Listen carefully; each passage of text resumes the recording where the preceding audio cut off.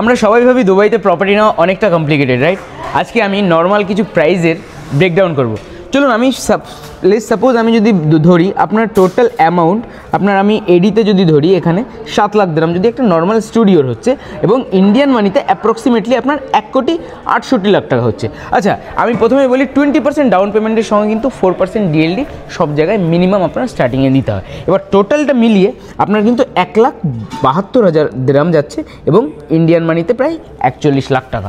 আচ্ছা, এরপর আপনার সবথেকে মজার ব্যাপার আপনার ইনস্টলমেন্ট, যেটা কিনা প্রতি 4 মাসে 5% করে যদি হয় আপনার কিন্তু 35,000 দিরহাম, আর ইন্ডিয়ান মানিতে আপনার 8,40,000 দিরহামটা এসে যাচ্ছে। সবথেকে মজার ব্যাপার, যখন আপনি কমপ্লিট করবেন আপনার 50%, দেন আপনার হ্যান্ড ওভারের টাইমে আপনি কিনা এই যে 50% রয়েছে এটা কিনা ইজিলি চাইলে মর্গেজ করে নিতে পারবেন।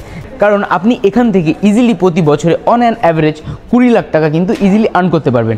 আপনি যে বাকি 50% এটা চাইলে লোনও করে নিতে পারবেন, এবং এই লোনটা আপনি আপনার রেন্ট থেকে কভার করতে পারবেন, এবং আপনি চাইলে ভবিষ্যতে এটা রেখে দিতে পারেন বেস্ট অ্যাপ্রিসিয়েটের জন্য, নাহলে সেই টাইমে ইজিলি একটা প্রফিট নিয়ে কিন্তু বিক্রিও করে দিতে পারবেন।